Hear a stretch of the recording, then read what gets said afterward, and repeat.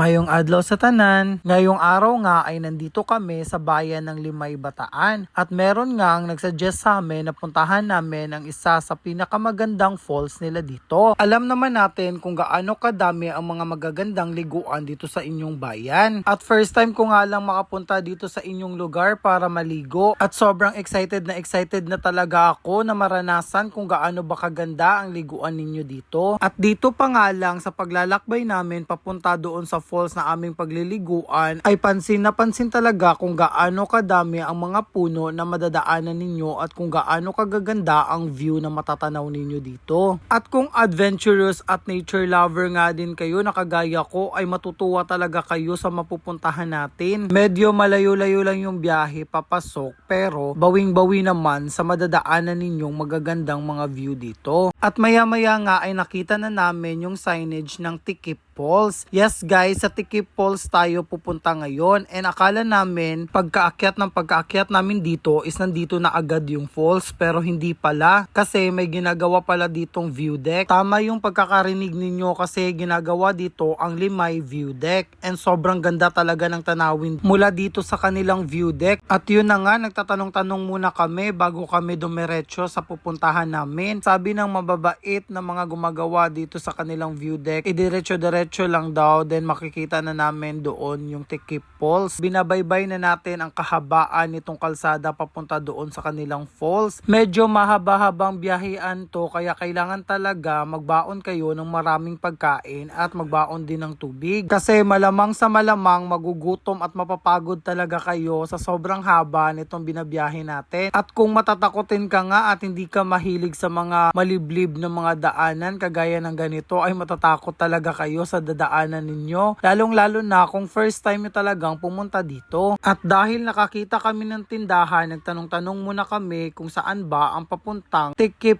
Falls at sabi nga no napagtanungan namin na hindi na daw pwede makaakyat ang sasakyan doon. Mas mabuti na lakarin na lang daw namin kasi medyo matitirik daw yung mga daan doon. At nagtanong-tanong din kami kung saan kami pwedeng magpark. Sabi naman sa amin ng pinagtanungan namin kahit saan daw basta dyan sa may unahan ng mga niyog. Nakapark na nga kami at nagsimula na kaming maglakad and ito nga yung nilalakaran namin. Tama nga yung sinabi nung pinagtanungan namin na medyo mabato at matirik talaga and delikado talaga kapag pinasok nyo pa yung sasakyan nyo hanggang doon sa Tikip Falls. At dito nga sa nilalakaran namin ay medyo pataas yung lalakaran ninyo. Yes guys, pabundok yung lalakaran ninyo. Medyo nakakahingal and nakakapawis talaga. Pero cardio na din yon para mabawasan yung mga fats natin sa katawan. Kung magsasama nga kayo ng mga bata or matatanda, alalayan nyo talaga sila sa pag-akyat dito kasi medyo mabato, baka madapa sila. If ever naman na masemento tong daanan na to, is pwede na talagang makapasok yung mga sasakyan hanggang doon sa entrance ng Tikip Falls. At maya-maya nga niyan ay nagpahinga muna kami kasi hiningal talaga kami. At pagkatapos nga namin magpahinga ay tuloy na naman sa paglalakad. Guys, okay lang huminto sa paglalakad kapag feeling ninyo na pagod kayo kasi magaganda din naman yung mga tanawin na matatanaw ninyo dito. Kapag naman nakaakyat na kayo dito sa part na to, medyo flat na siya at hindi na masyadong nakakahinga lakarin. At nakakita na naman kami ng signage ng Tikip Falls and nakala ko guys dito na pero meron pa pala siyang papasok. But tuloy-tuloy lang tayo kasi alam ko na malapit na siya at naririnig ko na din yung agos ng mga tubig. At kagandahan lang sa pagpunta ninyo sa Tikip Falls ay meron silang mga signage kaya madali lang siyang tuntunin at madali lang din siya matagpuan. Kahit bata hindi maliligaw dahil sobrang dami talagang mga signage na nakapaskil sa bawat daanan na madadaanan ninyo papunta dito sa Tikip Falls. At finally, nakarating na din tayo sa ating destinasyon and guys, sobrang worth it talaga yung nilakad naming sobrang haba. But tignan nyo naman guys kung gaano kaganda itong place na to. Na-amaze talaga ako nung una ko nakita na meron palang mga cottages na nandito sa Tikip Falls. Then akala ko na typical na falls lang yung pupuntahan namin, yung mabato and matubig, but marami pala ditong mga cottages and take note, walang mga bayad yung cottage nila dito. Kahit saan pwede kang magstay or pwede kayong mamili ng mga cottage na gusto ninyong istayhan habang nandito kayo sa Tikip Falls. But paalala lang sa ating lahat na pupunta dito sa Tikip Falls na kailangan linisan natin yung mga cottage na pinag-istihan natin at huwag mag-iiwan ng kanilang basura. Para sa ganon, kapag merong pupunta dito ay malinis din ang kanilang pag-iistihan na cottage. At yun na nga, nakapili na din kami ng cottage na pag-iistihan namin. At dito kami nakapili ng cottage kasi kitang-kita ang ganda ng falls mula dito. At bago nga kami maligo sa malamig na falls nila dito ay hinanda muna namin yung kakainin namin at kumain muna kami para busog kami habang nag-i-enjoy dito sa kanilang magandang falls. At pagkatapos nga namin kumain, nagpahinga lang kami saglit at niligpit na namin yung mga basura namin kasi naisipan namin na doon na lang kami sa baba mag-i-stay habang naliligo. At guys, lahat ng basura na aming kinainan dinala namin hanggang sa aming pag-uwi kasi wala nga basurahan na nandito. At sa lahat ng gustong pumunta dito sa Tikip Falls, panatiliin po nating malinis ang kanilang falls dito. At para sa ganon, ma-experience pa ng mga gustong pumunta dito ang ganda at ang fresh ng kanilang falls dito. At yun na nga, ipapakita ko sa inyo kung gaano kaganda at kung gaano kalinis ang tubig mula dito sa kanilang falls. At dahil mahaba-haba na tong vlog na ginawa ko, ay abangan nyo na lang sa part 2 yung ating